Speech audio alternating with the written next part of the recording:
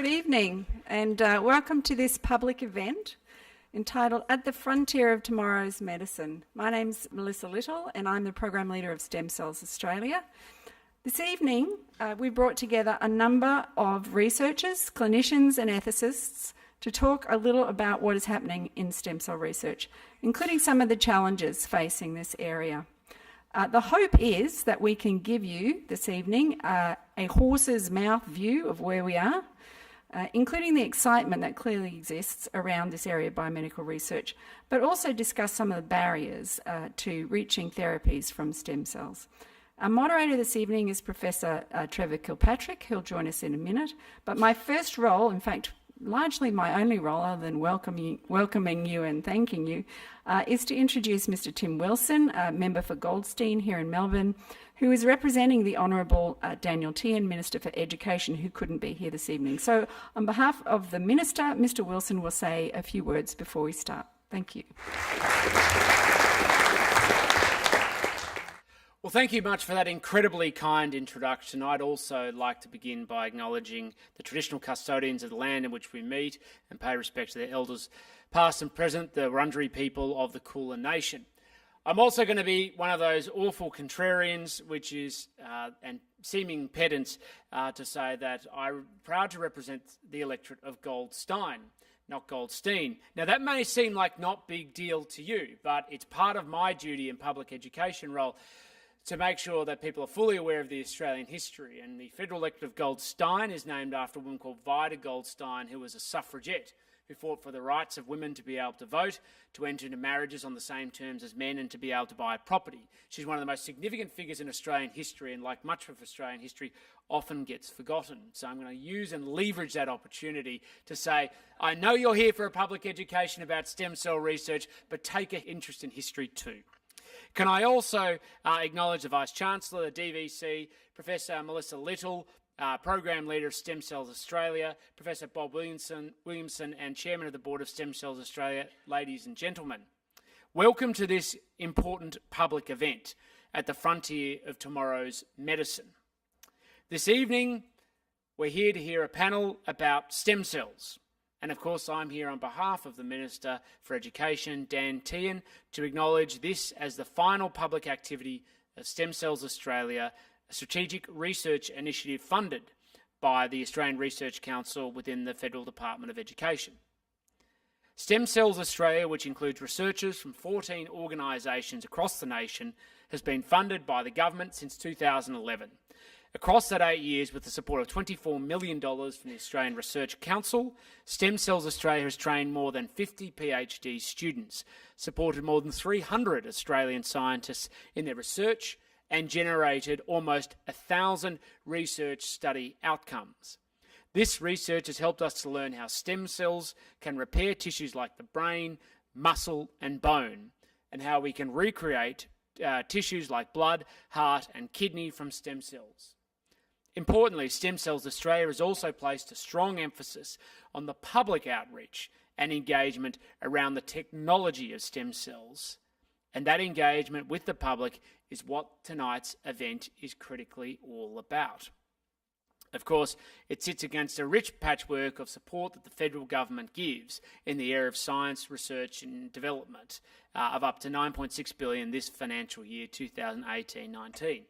The federal government does it because we are so passionate, excited about what scientific research can do for our community and our country as part of a global community.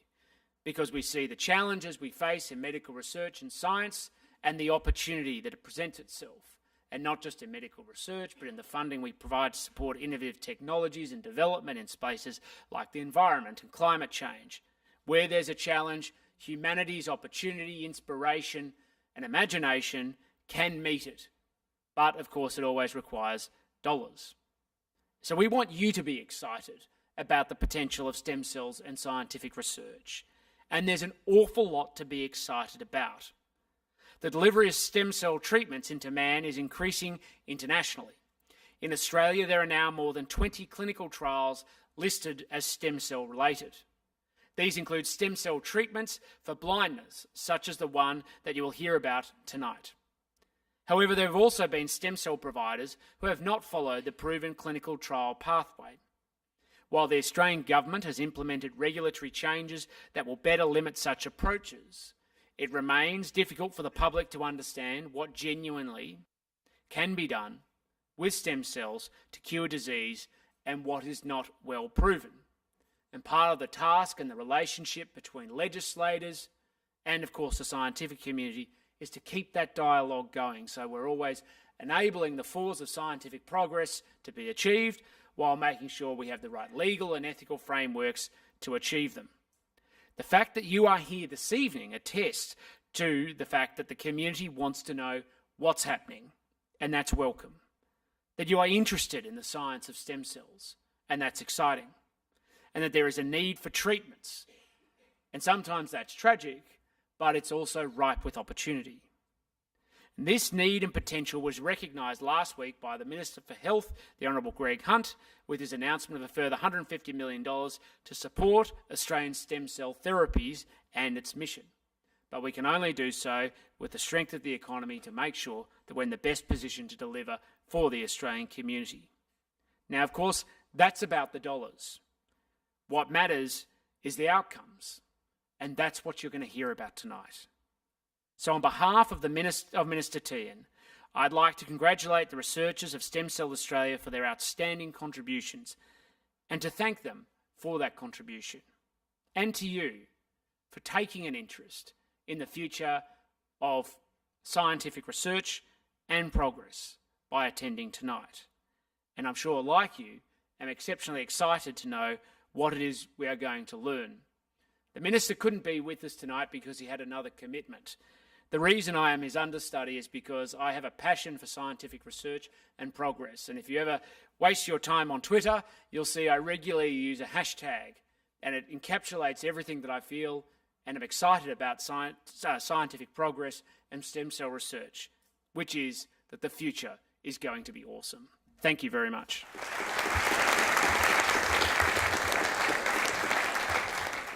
Thank you very much, Mr. Wilson. I think you'll hear some really exciting stuff tonight, so you're absolutely spot on. We've got every reason to be excited about our legacy to date. Stem Cells Australia is celebrating 8 years of cutting-edge research, and it really is an appropriate time for this public forum and for us to use those achievements as a catalyst to discuss some of the opportunities and also challenges which are facing us in the field of stem cell biology today. And we particularly wanted this forum to be interactive because we're very much aware that the progress in this field is going to very much depend and be predicated on deep community engagement. We were also very much aware that we were going to have a mixed audience tonight whereby not all of you would be necessarily stem cell aficionados. So we thought it important just at the outset to give you some key definitions to help put the subsequent scientific discussions into context. Let's start with the stem cell. It's an undifferentiated cell capable of indefinitely replicating itself to form clones of itself, but also with the ability to differentiate into other mature cells. And a stem cell is deemed to be pluripotent if it can give rise to any cell in the body. Now, in the past, we've had a tendency to conflate as a community what stem cells are, but they come in a variety of flavours. And for tonight, we'll really focus on 3 principal stem cell types. Firstly, embryonic stem cells are removed from the blastocyst stage of an embryo, and they're truly pluripotent. And much important work has come from studying embryonic stem cells in terms of understanding the molecular mechanisms which allow cells to proliferate and ultimately to differentiate. But also many of you would be aware that there's been a strong ethical debate over many years about the appropriateness of using those cells. And that also underpins the legacy of Stem Cells Australia in terms of leading some of those debates on core ethical issues.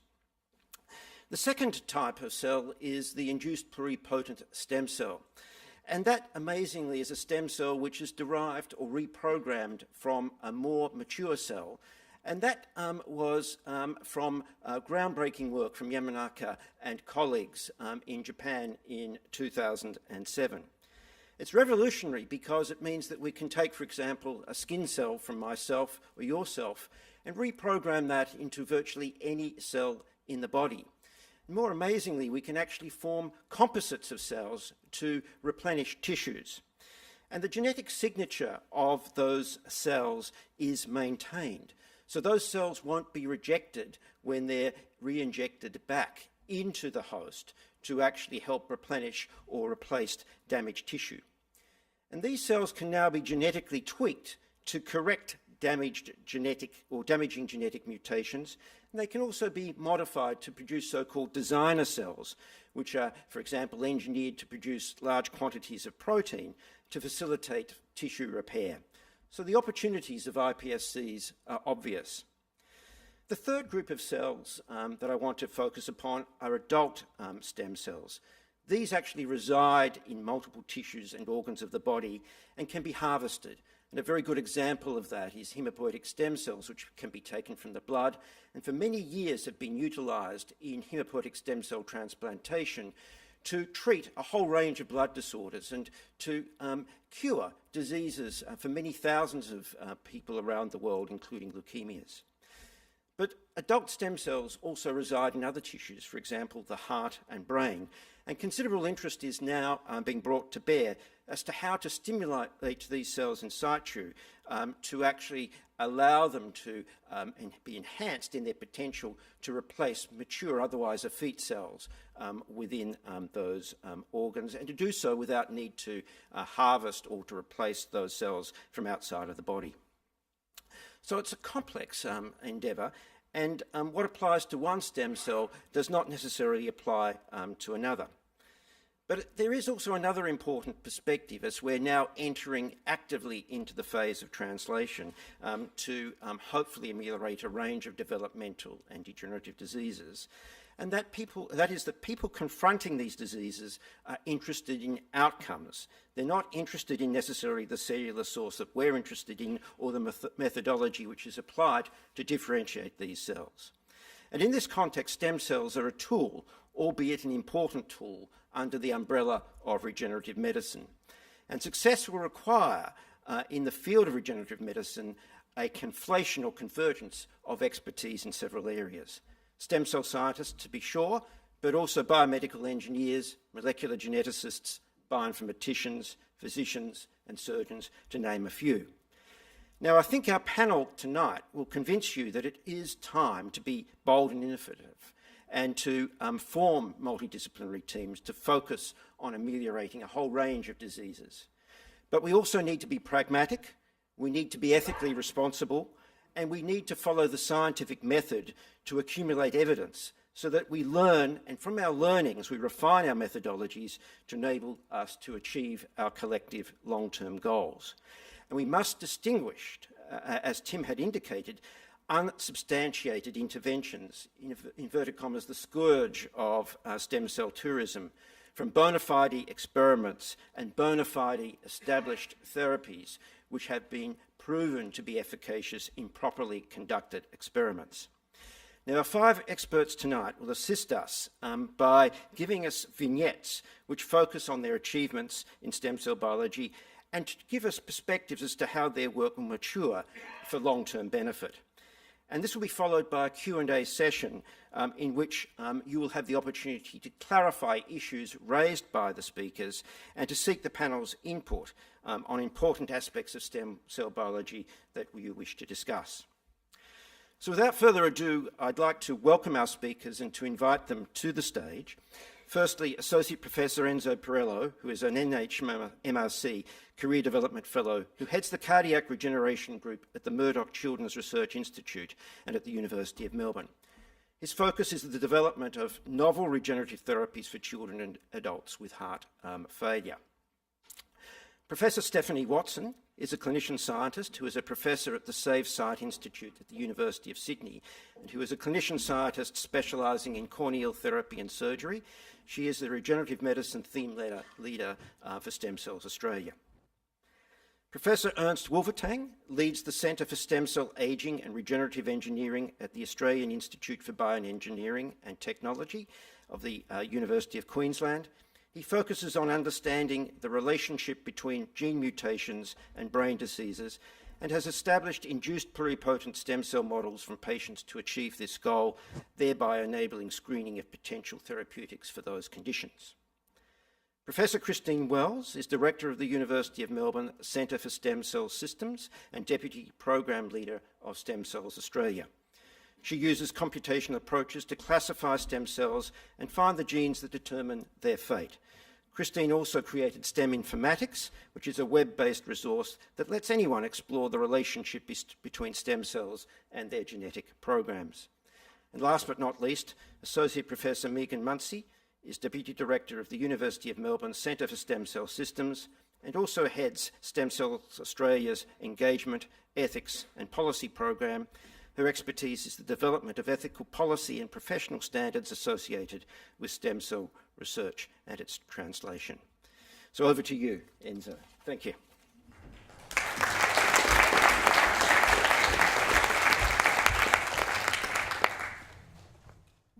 Okay, so thank you, Trevor, for the introduction, and thank you for the opportunity to be here today and to participate in this public forum on stem cells. So as Trevor mentioned, I'm a stem cell scientist, and my laboratory is interested in harnessing the power of stem cells and regenerative approaches to repair the hearts of adults who suffer a heart attack and also children with congenital heart defects. And what I'm going to talk to you today is about one of our projects which has been supported as part of the Stem Cells Australia network, which brings together a large team of stem cell scientists, tissue engineers, cardiologists and paediatric cardiac surgeons to try and develop stem cell therapies for children with heart disease. So congenital heart disease is the most common birth abnormality in children. It affects up to 1 in 100 live births. And despite remarkable advances in the surgical management and treatment of these conditions over the last few decades, remarkably in 2019, congenital heart disease still remains the leading cause of infant death in Australia. It claims the lives of more children under the age of 1 than any other condition. And for those children who are lucky enough to survive through childhood with their congenital heart disease, often the story doesn't end there. These are complex chronic diseases requiring lifelong treatment and often interventions well into adulthood. So what can we do about this? Our laboratory is interested in harnessing stem cells for heart repair in children with some of the most severe and complex forms of congenital heart disease. As Trevor mentioned, it's now possible to take a skin biopsy or even a blood sample from an individual and to turn that individual's cells into a type of stem cell known as an induced pluripotent stem cell, or iPSC. And these stem cells have the potential to turn into all of the cell types in the body. Our group has developed approaches that allow us to turn these stem cells into heart muscle, and we can grow functional beating heart muscle in a laboratory dish, which beats away in the laboratory dish in much the same way as the heart muscle cells in your chest are pumping away right now. And so this is a really exciting technology that enables us for the first time to make bioengineered heart tissue that is genetically matched from the individual from which those stem cells were derived. And that opens up exciting opportunities to then implant these tissues for surgical repair of congenital heart defects. And so we're working towards the development of an artificial bioengineered heart pump which would support heart function in children with some of the most severe and debilitating forms of congenital heart disease. And in particular, we're focusing on a condition which is characterized by severe underdevelopment of the entire left side of the heart. And these children are essentially born with half a heart. And so our goal is to make a bioengineered contractile pump that would help to push blood towards the lungs and to prevent the heart from failing in these children with heart disease. So thank you, and I'll now hand over to Stephanie.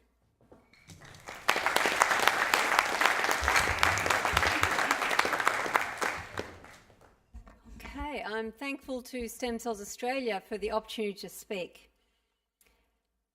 Now, 10 years ago, here in Australia, we developed a world-first technique that was using stem cells to restore vision from corneal blindness. I'd like to tell you a little bit about it. First of all, I'll start by telling you about the cornea. Now, the cornea is the eye's window. It looks coloured, but it's actually a clear lens. It's covered by a skin layer, and every 7 to 10 days, that layer is entirely replaced and replenished, and it's stem cells that replace those cells. And the stem cells of the cornea reside in a special place. It's between the white conjunctiva and the clear cornea. And there they reproduce a cell that goes on to replenish the cornea, but also another cell that stays behind.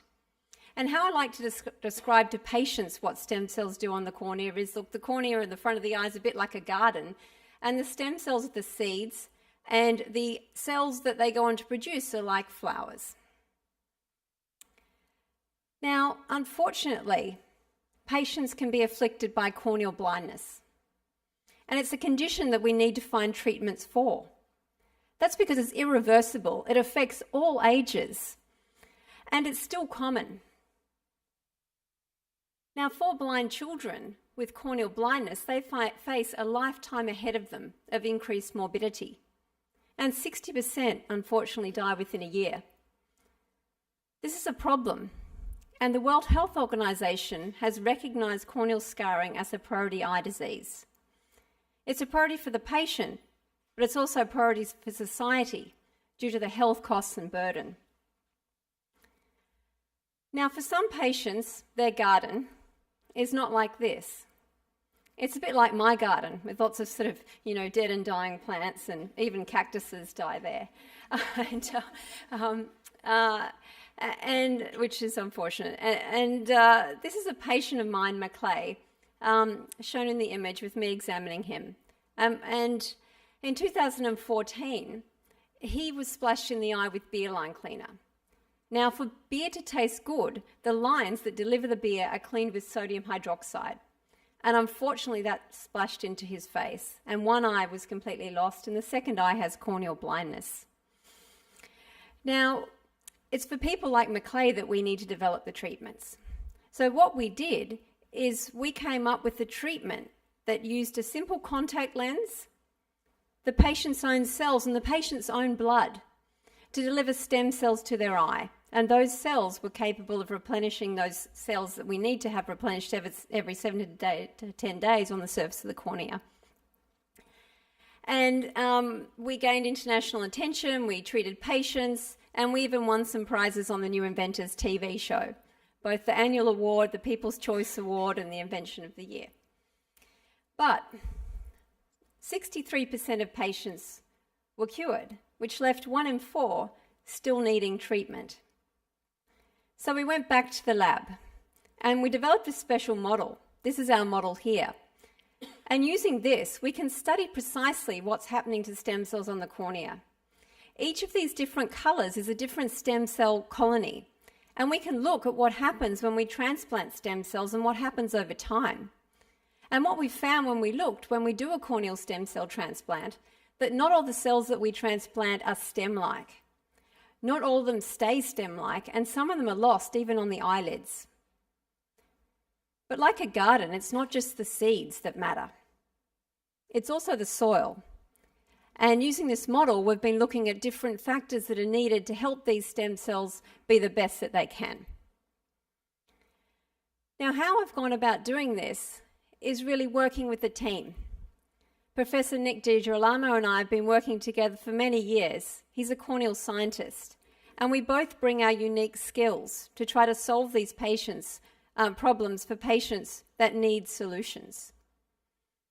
And my hope for the future is that with Stem Cells Australia, we'll be bringing together more clinician and scientist teams.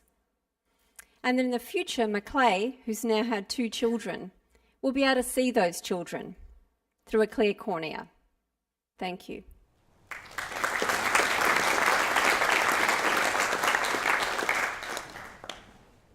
Hello, everybody. What I'm going to do over the next couple of minutes is tell you a little bit about the research that we do up in Queensland in the Institute for Bioengineering and Nanotechnology.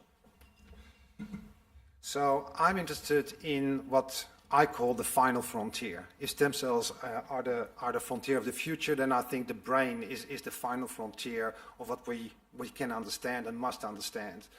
The most intricate computer that we know, capable of magnificent art, but also war and atrocities, as we know.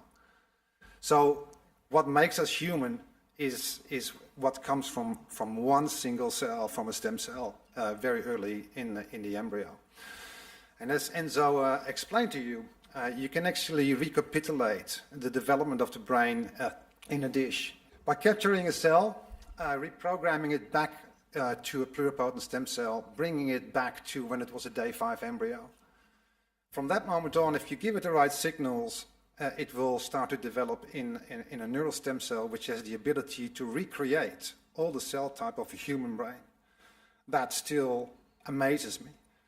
What is even more perplexing is that if you allow those stem cells to aggregate in a 3-dimensional ball the size of a pea, and you grow them for about 4 to 6 months, they start to form the different layers that allow us to think, the outer part of our brain.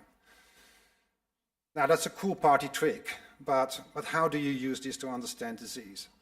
Well, just like a highly engineered Boeing 737 MAX 8, if something small goes wrong in the hardware, you have a nosedive. The brain and the body is pretty much the same. You have one mutation in a gene, you end up with a childhood disease that prevents you from moving properly. If you get old enough, and if I look around here, some of us are getting there, things will start to fail, and you end up with diseases like Parkinson's disease or Alzheimer's disease. Now, amazingly enough, by making these small brains in a dish and culturing them long enough, you can actually see here these green dots. These are the plaques that we have in our brains when we have Alzheimer's disease, when we are 60 or 70 years old. So why is that useful? Well, one, we can really figure out the details of why we develop Alzheimer's disease. But at the same time, we can start to screen drugs that might prevent this. And this is exactly the type of exercises that we're doing up in Queensland. So in the old days, and when I was starting my postdoc, we still did that with pipettes in hands. Now what we do is do this with robots, and this has transformed the way that we think about science. Instead of being able to interrogate 5 dishes, we can now interrogate 5,000 dishes and screen lots and lots of compounds and find ones that are effective. So what I want to leave you with, and what I wanted to be the take-home message of this talk is that stem cells are a tool for regeneration, and certainly cellular therapy is one way you can think of for the future, and this is certainly something to pursue. But already stem cells allow us a window into the genetics of disease and allows us a platform to screen drugs in a human system on cell types that we don't normally have access to. And that is going to transform medicine in the future, believe me. So that's where I'm going to leave it. Cheers.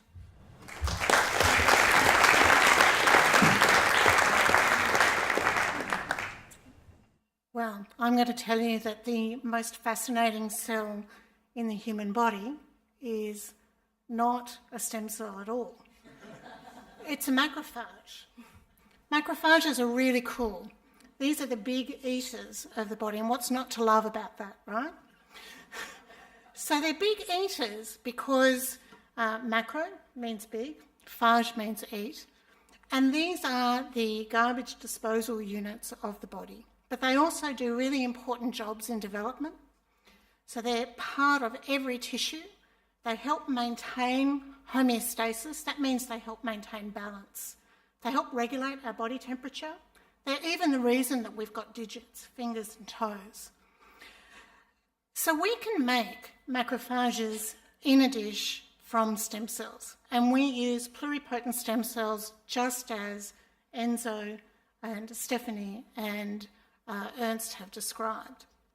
But these are cells that have a little bit of an identity crisis, because even though in a dish they wander around and they're really big eaters, how do we actually know that these are equivalent to the macrophages that sit in your body, particularly given that so many macrophages in our body have different roles in different tissues?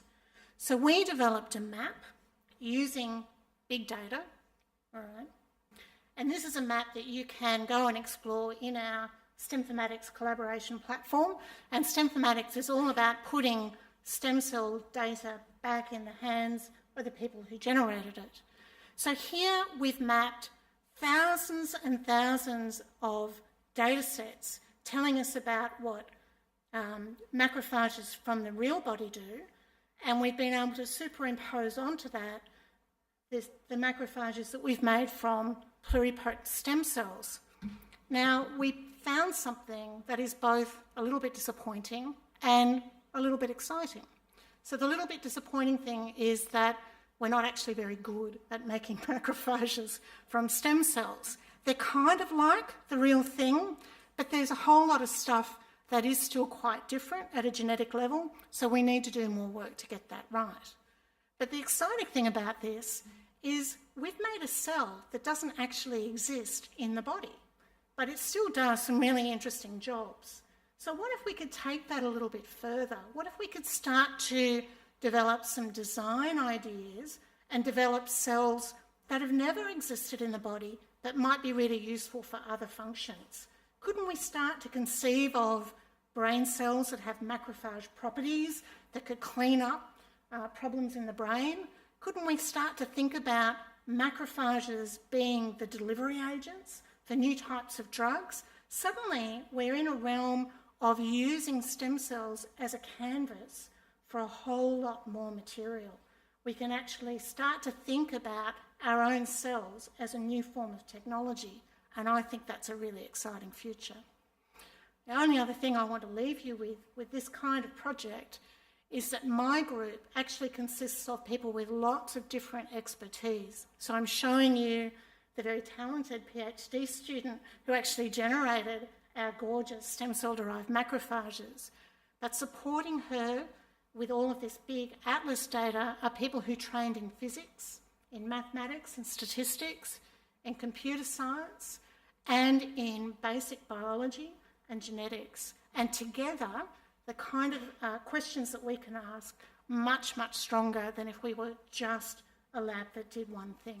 So regardless of the kind of science that's interesting you, and I'm speaking particularly to the students in the room, you've got a future in stem cells. Thank you.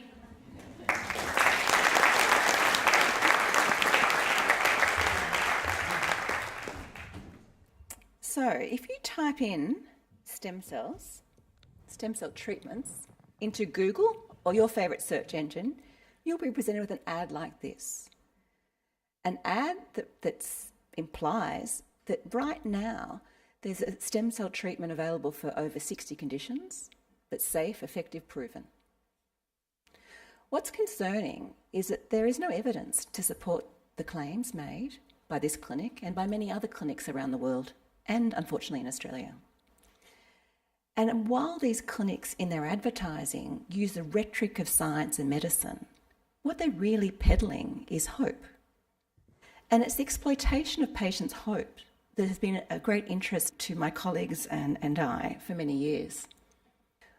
In a research project, we've been interviewing and have interviewed over 50 Australians who've had stem cell treatments or who've contemplated doing so, because we're really interested to understand how they view this procedure, how they view what their hopes are and the complex dynamics that underpin that.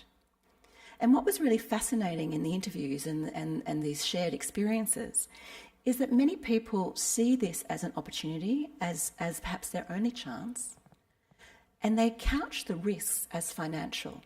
So here's a quote from Lisa, who took her child with cerebral palsy to Germany for treatment. And as you can see, she says, it came down to the worst that could happen is nothing, that they could do their money. Unfortunately, this clinic that Lisa did visit in Germany was closed down by the German regulators not long after they visited because a child had died in the clinic from complications. Unfortunately, that wasn't the only adverse event that's been reported. In 2017, 3 women who were suffering from macular degeneration went to a clinic in Florida, had what they thought were stem cell treatments. The cells were taken from their fat and injected into their eye. Both eyes were treated in the same procedure on the same day, and they were rendered blind. Closer to home, in Sydney, a woman with advanced dementia was treated by a cosmetic surgeon with cells again taken from her fat, injected intravenously, and she bled to death hours after the procedure from complications. As the coroner's report states, this and many of the other applications have all the hallmarks of quack medicine. They aren't evidence-based. So what can we do about this issue? What's the responsibility do we have, and how have we been trying to tackle it? So right from the inception of Stem Cells Australia, we realised that we needed to get an alternate voice out there. These companies were advertising online and had a very slick marketing mantra. So we needed to work on how to inform the public, to share our excitement about stem cell research, but inform them around the complex pathway to take discoveries from the lab into the clinic, what they should look out for, what's the legitimate practice and what's not. And we were able to do this in partnership with colleagues from around the world, and there's a suite of information, online information websites now designed specifically for patients. We've also worked with a lot of community groups in Australia and professional bodies to develop bespoke resources and also hold forums where we can have a discussion around where we're at to answer patients' questions. Embedded in all of the work we've done is an acknowledgement that of course people are doing their research. Of course they're asking questions, as they should. But they aren't doing this, or they shouldn't be doing this alone. They can seek, and we encourage them to seek, a second opinion, perhaps not from the doctor who's trying to sell them something, sell them the miracle, but someone who can help them navigate the information and work out whether this is really the right choice for them. But of course, we've also realised that this shouldn't be a risk carried by patients and their families. Where are the regulators in this?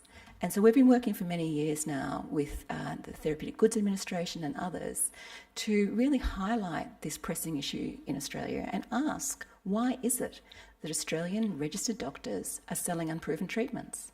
Why is it that they're advertising? So as Mr. Wilson indicated, we really were delighted last year when the government announced that there would be a crackdown in this space, that there would be tighter regulations by the Therapeutic Goods Administration around stem cell products. I think there's still some work to be done around medical procedures, but at least there is some greater consumer protection starting to be introduced, and hopefully we won't have another death in Australia on an unfounded treatment. I think there is great hope around a future of stem cell medicine, but we need to learn how to harness the potential and deliver safe and effective treatments. There's far too much at stake not to get that right. Thank you.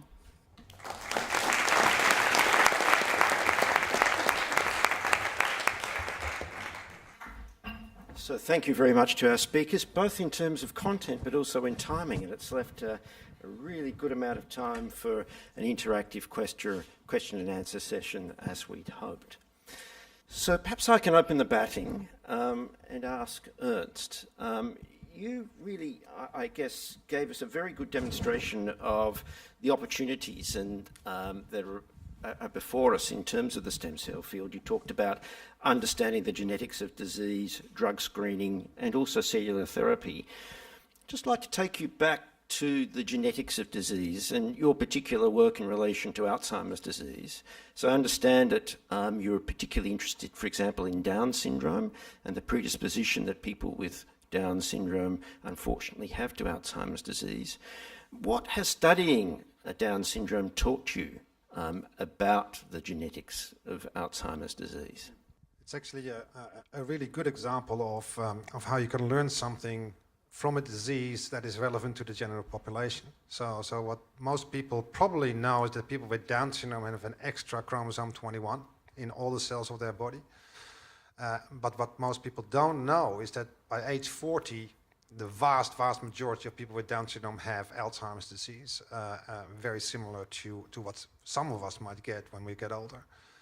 So the reason for that was thought that the protein that causes the plaques in the brain of people with Alzheimer's disease lives on chromosome 21, so they have an extra copy, and that was immediately logically thought to be the driver of disease, of Alzheimer's disease and Down syndrome. But that turned not out to be the case, because what we did, we took molecular scissors, cut out the gene out of the stem cells, the extra copy of APP, and then made these organoids that I showed, and they still showed neurodegeneration. So suggesting that APP, at least by itself, that this precursor protein is not the sole driver of disease, and that is why some of the therapies that I was talking about are actually targeting the other arm of Alzheimer's disease, the tau phosphorylation. So it's taught us a lot about what drives the disease, but at the same time allowed us to gain insight on how we could do something about it. Thank you. Christine, yes, thank you. I'd like to follow up on the eye. So you said you were using a kind of contact lens to do that, and you'd use blood cells, I thought you said. How important do you think it will be to use bona fide limbal cells? And why did you actually try blood cells as an option? So we did take a limbal biopsy. When we grew the cells from the biopsy, we did it, instead of using fetal calf serum, we used the patient's own serum. So we tried to make the system as autologous as possible. Treatments around the world at that stage were using things like amniotic membrane and mouse feeder cells, and so we wanted to have a system that was self. So why isn't that an acceptable clinical practice to go forward? Why do you need something new? So there's a risk. So the limbus is where all the stem cells are, and when you take a biopsy from another eye, there's a risk that you might induce stem cell failure in the eye that you take the biopsy from. Also, patients can have bilateral disease. We did also discover, though, in our clinical trials that we could use other tissue from the eye. We could use conjunctiva, which is relatively plentiful in patients that had bilateral disease, and get a bigger biopsy, and that also worked in some cases. And so I'm a neurologist, and I work obviously with the brain, and I've always looked at your field, looking at hearts basically, to say that you've got an advantage. It's a pump as opposed to a complex organ. But Backhanded compliment. But as you were talking, I got a perspective that, you know, if you are thinking about an auxiliary pump in a pediatric context, one of the issues that we might face is the question of growth. And, you know, sort of the heart grows. How is this pump going to grow and maintain an appropriate function, you know, if you basically deliver this in a pediatric context? So how are you thinking of applying this, basically? Yeah, it's a great question. So one of the issues that we face is that when we implant a tissue like this into a child, that tissue needs to grow with the child. And so there are important questions to consider about the type of tissue that we implant and the relative developmental state of that tissue. So how immature the tissue is and how responsive it is to growth factors that exist within that child's circulation. So one of the factors that we certainly need to consider is whether we want to put in a tissue into these children that is the closest thing to a fully mature adult tissue that may not grow as the child develops and continues to grow, or whether we put in a tissue that is quite underdeveloped but can still have some pumping function and then continue to develop inside the body and mature and grow over time and continue to increase its pumping function. So they're the sorts of discussions that we're having at the moment. Mm-hmm.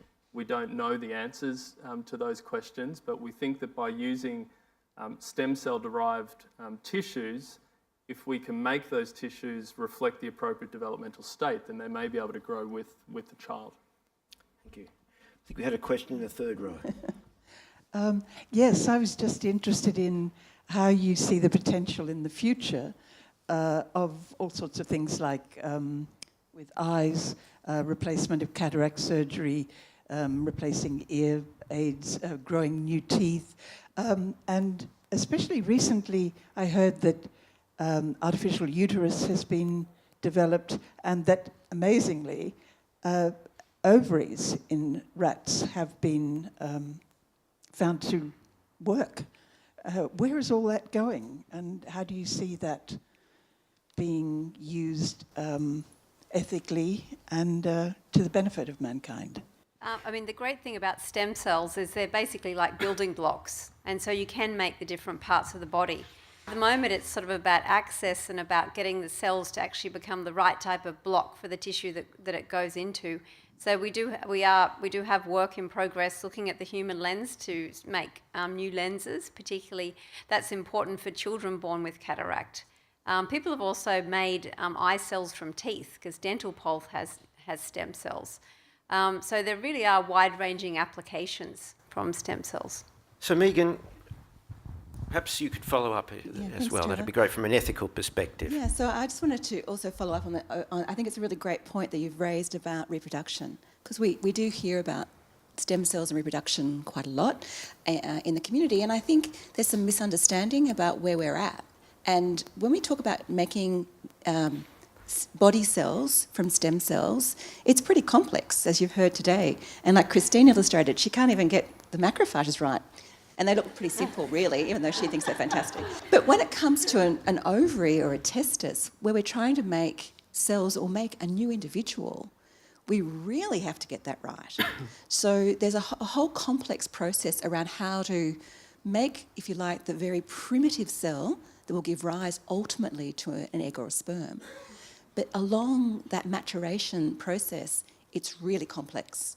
And how to do that in a laboratory dish, I think, is still quite some way away. When to test whether we've got it right is the ethical question. Because if you get it wrong and you create a child with those cells, that child may be burdened with some significant health risks. So I think we really do have to rely on animal studies, and we have to do a lot of very thorough work before that would ever become a reality.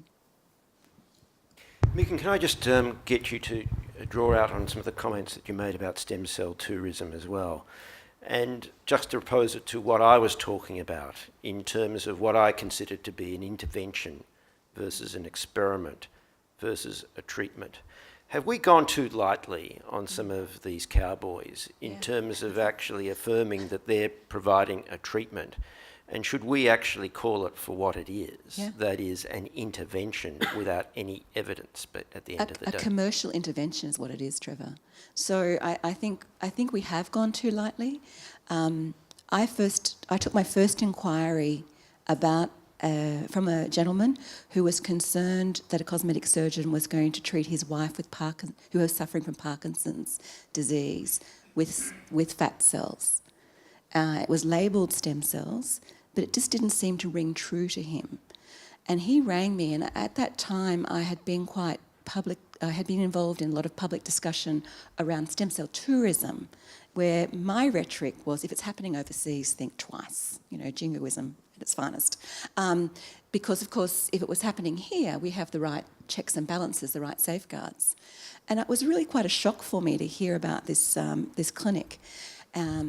And I thought, well, this is quite simple. This is really quite simple. This was 2011, just before Stem Cells Australia started. And I thought, this is quite simple. We just need to look at the regulation. I'll ring the regulator. They'll be concerned about this. So I rang the Therapeutic Goods Administration, and they were concerned about this. And they were at that time introducing a new biologicals framework to provide better sort of rigour and rules and regulations around how to take cells and turn them into cellular medicines. So that was, I thought I was right on the money. I rang them and they were very interested, but they said, don't you know that's outside our remit? And I said, how can it possibly be outside your remit? It's a cell, they're claiming to manufacture it in a lab, it's going back into a patient. And they said, no, we have this exclusion. So hardwired into this new law was a recognition, and quite rightly so, that sometimes doctors need to be able to use a patient's own cells for that patient in a particular way. It may not be possible to go through clinical trial in order to test it first. But what I saw what I feared was this was a blatant kind of exploitation of a loophole with a business model rather than a scientific evidence-based model. So I went pretty softly initially. I worked with the TGA a lot behind the scenes. I got more and more frustrated and did more and more media. And anyone can look at the 7:30 report stories for a little bit more. But I don't think we've done enough, Trevor. And what I'm frustrated about, so I throw it back to you as a practitioner, I'm disappointed that I've been in a room where I'm the only, on a panel like this, the only non-medico on a panel. And I'm the one who kind of tries to call it. Privately, a lot of other doctors say, oh, no, that shouldn't be happening.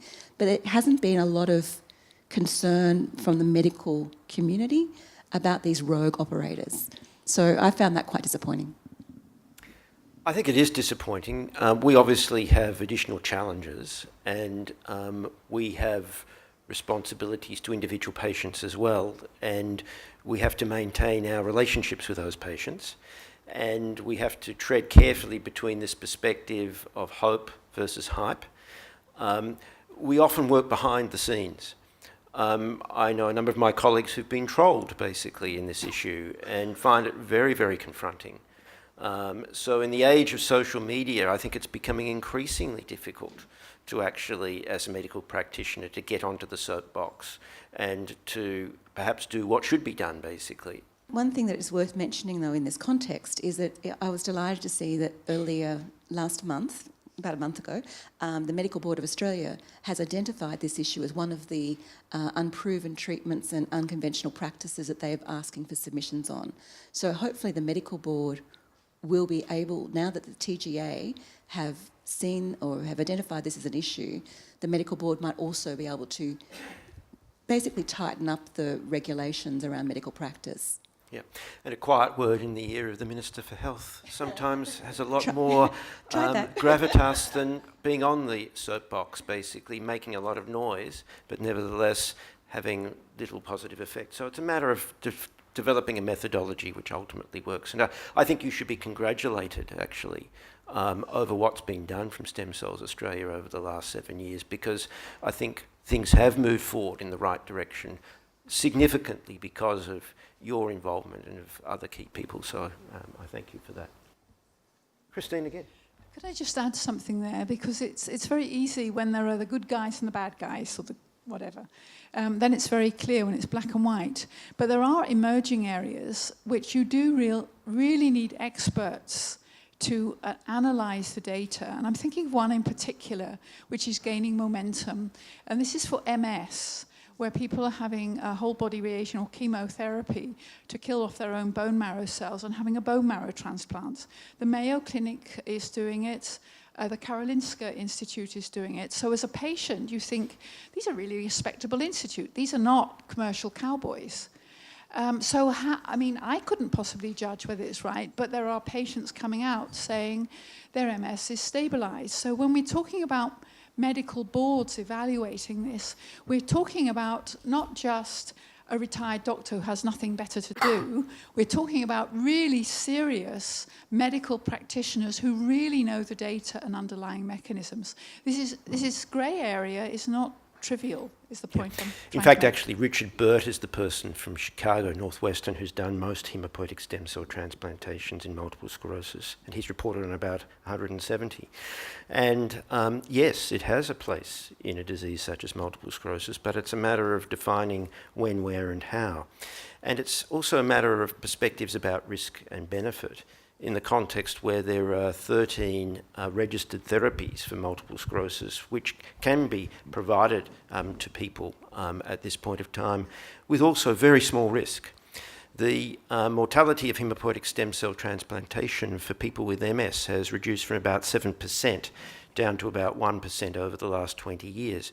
We actually undertook hematopoietic stem cell transplantation at the Royal Melbourne Hospital in 2000, and I actually closed down the program because I was dead scared I was going to kill someone on the basis of bona fide medical therapies, drugs becoming available. Now, when you look at a mortality of 1% at this point of time, that's still a significant mortality for someone who's got a chronic, but otherwise, to a large extent, a disease which is not going to kill people. So at the end of the day, it's a matter of picking the subset of people who would really benefit from haemopoietic stem cell transplantation, and that requires expert input. It's not black and white, as you say. It is grey, but it's only a minority of people who actually require that. And when I see and hear catch cries from every, not every person, but a significant population of people with MS saying we must have haemopoietic stem cell transplantation, my answer to that is yes, we should have haemopoietic stem cell transplantation available, but it's for a subset of people with a refractory disease who otherwise would not benefit from bona fide therapies which are currently available. Now, I'm on my soapbox with respect to that, but I think for good reason. Okay, over here. Hi, my name's Andrew Giles from Multiple Sclerosis Australia, so I can't resist but to commend you for those statements. I guess the difficulty for us, while we're waiting for somebody in this room to develop the cure for multiple sclerosis, people will still travel. Megan's already touched on this. Because it is a grey area and because multiple sclerosis is a really crap disease to have, it's really hard for patients to make these decisions, even in consultation with their neurologists and their GPs. Many of them won't discuss it with their health team, and they will fundraise. I've calculated somewhere between $4 and $5 million a year is raised in the MS community by people with their footy clubs and so on to travel not to the Mayo Clinic, but to Mexico or India or China or somewhere, or Russia, to get these treatments, and then they come home and our Medicare system has to deal with the results. Often those people don't want to report back to their footy club that the treatment wasn't successful, so you see lots of headlines about treatment success, but in fact things go wrong. And an outstanding one that I saw some years ago was a young woman that travelled with her mum to India, and the photo in the paper was a picture of her in front of the Taj Mahal with a dream fulfilled, and she'd been to India and had the stem cell treatment and then died from the results of the treatment, and yet because she'd seen the Taj Mahal before she died, her dream was fulfilled. So I think there is still a lot of work for organisations like mine and others to get the message out that whilst it is grey and whilst you're waiting for the cure, you have to be very careful about the decisions that you make to travel. So, thank you for that. And I think you. There's some really important points embroiled in what you've said. And my further comment would be that I think it is a community responsibility to have registries actually to look at outcomes when people do come back and they are embroiled in the public hospital system in terms of our system looking after the outcomes of these interventions. I can think of in the field of MS, amongst the patients that I know of who have been overseas for interventions of this nature, that too keep coming back to the Royal Melbourne Hospital in intensive care unit with a range of infections because they're immunocompromised.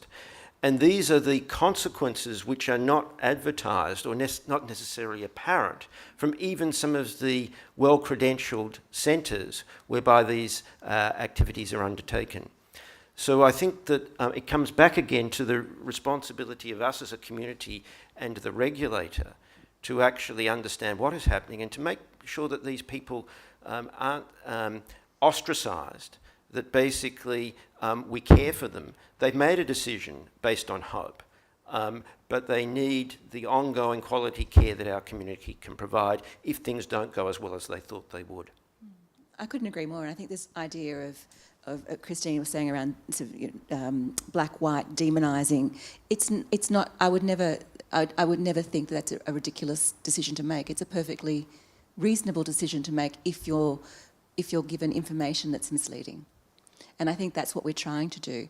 When it comes to medical practitioners, however, I still think we should be calling it a bit stronger. And just to come back to Christine's point around medical boards, I know MS Research Australia, and Trevor, I think you were also part of this, have put out very strong guidelines drawn by experts in the field that reiterate and clearly articulate what Trevor has mentioned around a subset of patients who this may well benefit. And of course, the need to do more research to refine that.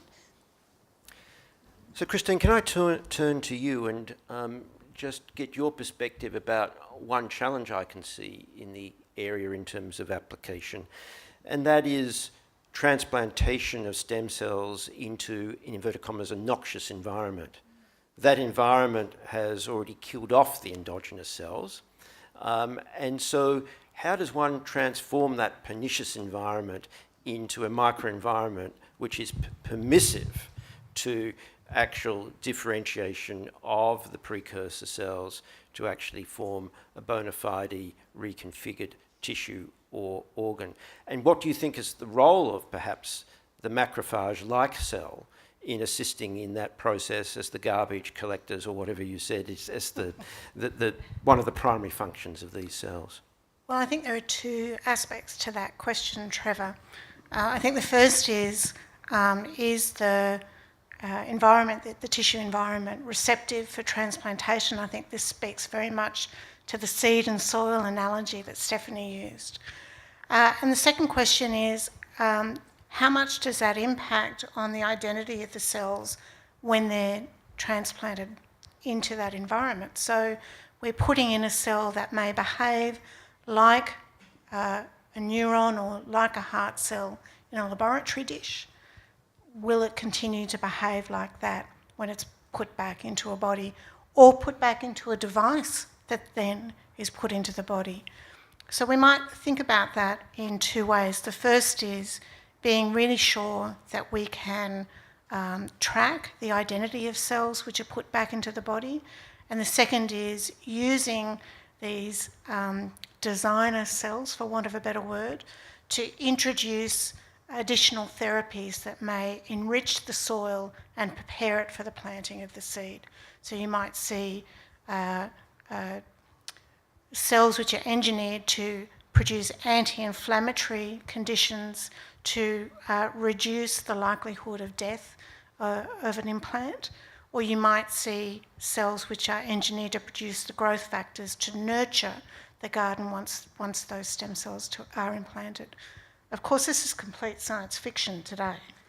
We can only imagine how we might go about doing that. And I think these two challenges, what are the cells we're putting back? How do they look when they're placed back? How can we be sure that they are doing what we want them to? And how do we enrich that environment so that they'll take? These are really important challenges that we're facing right now and will in the decades ahead. Yes. Well, I have quite a bit of questions. So if it would be all right to answer my long and through my stuttering. So will doctors and scientists be willing to advocate for a wider education, so not through universities, but to inform high school students and regional areas in the responsibility of failure in stem cell research? There's also the moral responsibility of informed consent. So is the informed consent that doctors and researchers giving to citizens who are participating in the clinical trial or to receive treatment, are they being explained the risks of this research? Can it be reproduced in layman's term, or are they filled with loads of medical and scientific jargon that which an average person may or may not be able to understand? Also, can the ethics of research stay unaffected by business and politics and to be the representative of the people taking part of the research. So why don't we just stop there? These are great and weighty questions, and we might come back for you to complete them, but I think we're going to forget them if you just keep going for the moment. And Megan, one or two of those questions touched on your area of interest and expertise, so I might ask you to start. So the first one's an easy one, around education and trying to make sure the next generation are aware of these issues. It's something that we are really committed to and have been over the last 8 years. We've worked with some fantastic educators, and in particular, Quantum Victoria and GTAC. I don't know if you've been to anything that Genome Technology Access Centre have run. That's a shame. Come and see me later.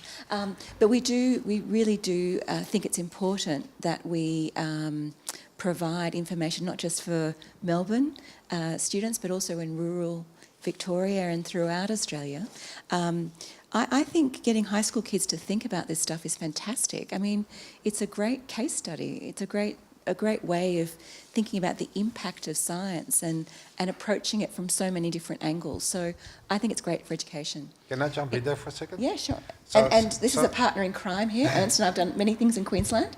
So one of the things I really enjoy is being a scientist in schools. So I actually do what you say. I go to high schools and talk to them, and it's amazing what kind of questions we get back and how much understanding there already is, but also what kind of questions come back, and it teaches us how to communicate, and at the same time, it's really enjoyable for us to do that kind of communication work. So I think many people within Stem Cells Australia already do that, and see that as a key part of our job.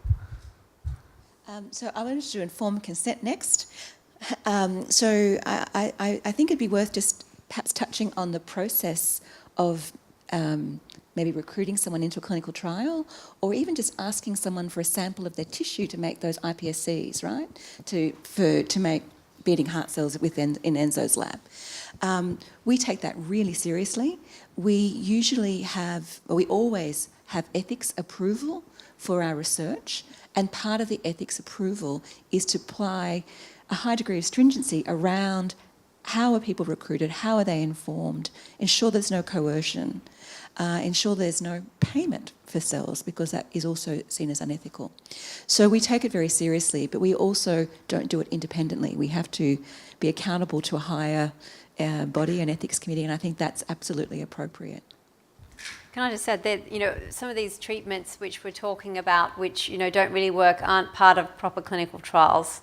So in a proper clinical trial, there's very good informed consent. There's a patient information booklet that's made in layperson's terms, and people have to have a lot of opportunity to read that and answer questions before they enter the trial. So, a good clinical trial is set up very well to, protect the interests of the public and the patients. It's the sort of the treatments that aren't in trial that are problematic. The people that went blind in America, they thought they were part of a trial. The trial was registered on clinicaltrials.gov, but in fact they weren't in a trial. So I think we do need to have some education of the public as well around clinical trials. They're a really important way to get new treatments to the clinic. Without clinical trials, we won't have new treatments. So it's important the public understands that we need trials, that trials, when run properly, are an excellent way to bring these treatments forward, but you have to make sure it is a trial. And it's still an experiment at the end of the day. There's no guarantee. So I'm a little bit concerned that some people who enrol in clinical trials might actually think it's like a shortcut to something proven, but, particularly early phases, it may actually raise more questions than it answers. I think verbal dialogue's really important, and to communicate in lay terms. I think one tendency is to put voluminous pages of informed consent documents in front of people and ask them to sign on the dotted line. I think that is not the way to do it. It is actually to work through with the person and or including loved ones to make sure they truly understand what they're signing up for. I'd really like you to go and Google, go to YouTube and look for a cartoon animation that we did as part of a research project. So Google Alex Hewitt, who's here, and iPSCs, and what we did was we were really quite interested in this issue of, do people really understand what they're signing up for, even not for a clinical application, but just to make cells for lab work. And we did a kind of we looked at different ways to inform or to impart information. So I think you'll find that cartoon really quite interesting, because it's trying to highlight some of the key issues, and then we did some analysis. So yeah, perhaps that would be helpful. Now, the third question, I think, was targeted towards business and commercial interests in stem cell research. And obviously this provides challenges and opportunities. And I'd like each of the panellists to reflect on perspectives, not only about funding base, but also what a commercial interest provides in terms of potentiality of application and translation. Enzo, perhaps you might like to start. Yes, I think it's always a challenge working with industry, and I think we as scientists are becoming increasingly pushed to engage more with industry and work, form closer ties with them. And I think that there are many benefits to doing that. And in our experience, you know, the insights that we've been able to get by working closely with pharmaceutical companies and tapping into their networks and their ability to really push a basic scientific discovery all the way through that translational pipeline into patients is very powerful. But they're a business, and their incentives are often commercial. So finding that balance in terms of how to engage with industry and embark on a mutually beneficial scientific journey, but ensuring that the integrity of the science is not compromised by the commercial interests of the partner. You know, it's a balance. But I think we shouldn't view industry as the enemy or the bad guys. I think we really need to engage with industry and work with them hand in hand to make sure that we can translate our findings from the laboratory and move that all the way through that translational pipelines and get those treatments out to patients. Stephanie, your thoughts? Yeah, just to, you know, when there's a clinical trial which is properly set up, there's a lot of effort taken to make sure that the investigators are free from commercial influence. And so it's sort of in the less regulated therapies again, where patients are getting charged and that people have more of a direct commercial relationship. So I think it's important to look at you know, it's important to have commercial investment in stem cell therapies to bring them forward to the clinic, but we do need to be careful how we manage them. And generally we do try to manage that through trials. I think it's self-evident that if you want to bring medicine to the general population, you need business, right? I mean, however much support we get from our governments, we need the business to make this happen and bring it out to the general public. So we know that we need industry. That balance that you were talking about is really important, and maintaining our scientific integrity is really important. But I actually think that Australia has a real opportunity now to grow its bioindustry. I mean, instead of making windmills and sending them to Denmark and then buying them back, which is what we've done, you know, we can, in our bioindustry and especially stem cell bioindustry, we now have a real opportunity, I think, to actually grow that industry and do it ethically and responsibly. And I see this as something that we need to do together and bring you guys with us and make sure that we do it properly. Christine? So it's easy to think about money being the root of all evil, and that partnership with industry means that you're selling out some form of integrity and purity of your research to be able to further it down that industry line. But that actually is not true, certainly in many cases, if not in most cases. So my own science actually works in something we call an open science framework. That means that we license it for anyone to use. And that is not very attractive to some commercial parties, because the IP or the intellectual property around that information is made freely available to anyone. So intellectual property in that context for me means that I've got freedom to operate rather than freedom to sell.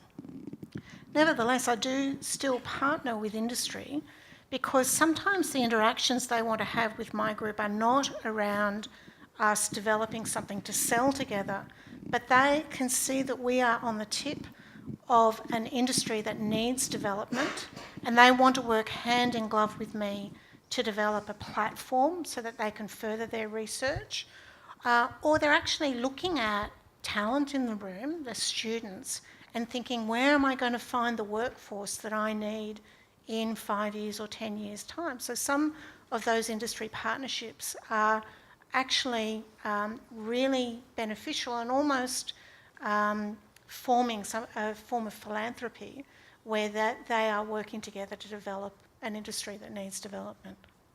So Megan, are there, on the flip side, checks and balances that we need to be considering, and how should an organisation such as Stem Cells Australia entering into this space think about those checks and balances from your perspective? So obviously we absolutely need industry, as the other speakers have said, but I think we also have to ask and make a delineation between those who are trying to play by the rules, so to speak, and those who step right out.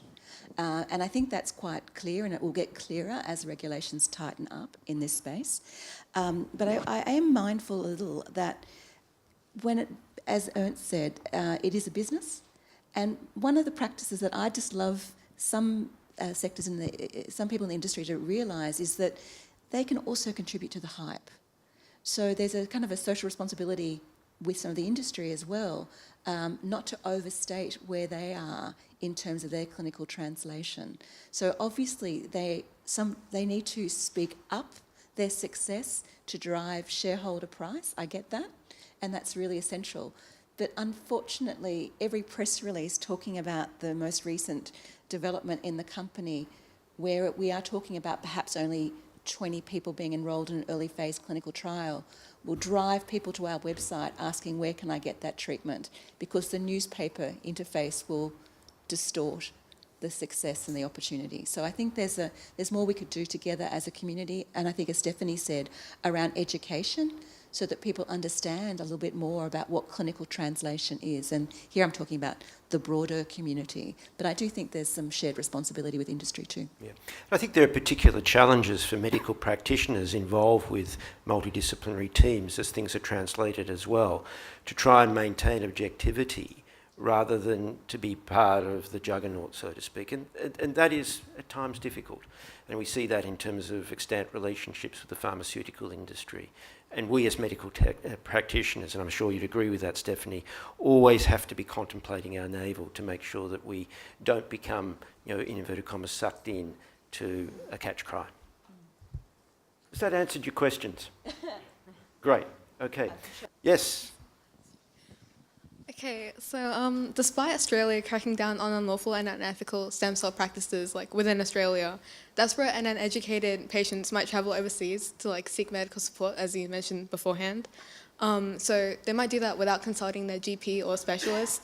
So how would you go about ensuring Australians won't endanger themselves by seeking out bona fide, I don't know how to pronounce that, treatments? Because if they're not going to consult their GP, it'll be pretty difficult to educate them. I'm not saying an average terminally ill patient won't trust their doctor, but hypothetically, just hypothetically, they won't consult their GP for whatever reason. I don't know how it would. So I think one of the most enjoyable aspects of what I've done with Stem Cells Australia in the last couple of years has been working with patient advocacy groups and community support groups, and MS Australia is one of them. And I think obviously we have to encourage patients to speak to their medical practitioner. That's a given. But we have to also recognise that I think that there's a discourse that goes on.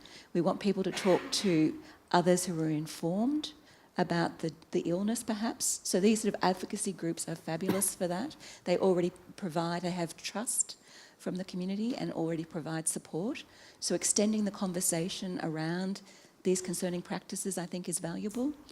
And then the other aspect, I think, is really we have to recognise that some some people are seeing a chat room as an equivalent forum, as a consultation room, and that really concerns me. So I think it comes back to perhaps again what Stephanie was talking about around education, but I think it's around how do you encourage a dialogue and challenging notions of, you know, instantaneous cures or someone who's a self-proclaimed expert able to fix and solve a complex health problem. On that note, I think we should close the question and answer part of the meeting, and it just remains for me to thank all of the panellists for both their erudite presentations and also really challenging and insightful comments. And it just remains for me now to ask Melissa Little, the Program Leader of Stem Cells Australia, to close this public forum. Thank you.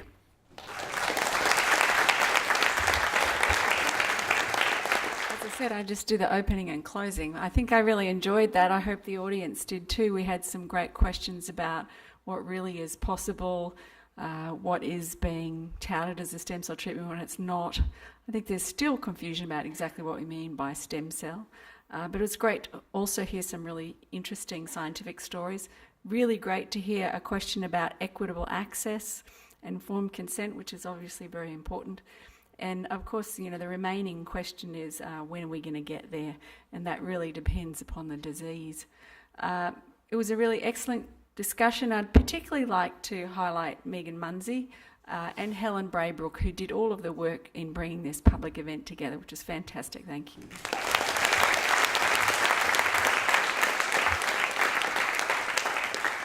Now, Stem Cells Australia, as you've heard a bit about this evening, has been running for 8 years, and it's been a fantastic catalyst to advance the stem cell research in this country. But the research will not stop with the end of Stem Cells Australia, nor will the public discussion. It's a really integral part of what all of us do as researchers. And so discussing is what I'd like you to do now. I'd encourage you to linger out in the auditorium and have a chat with some of the young stem cell ambassadors who are wearing red lab coats. You can see one over here and one over here, and there's various other red lab coats within the audience. All of them have a picture of their science standing in the auditorium. So go and have a chat to our ambassadors and ask them a little bit about what they're doing and what excites them about their stem cell science and what kind of diseases they hope they might be able to treat. And once again, I'd thank all of our panel and thank you for attending.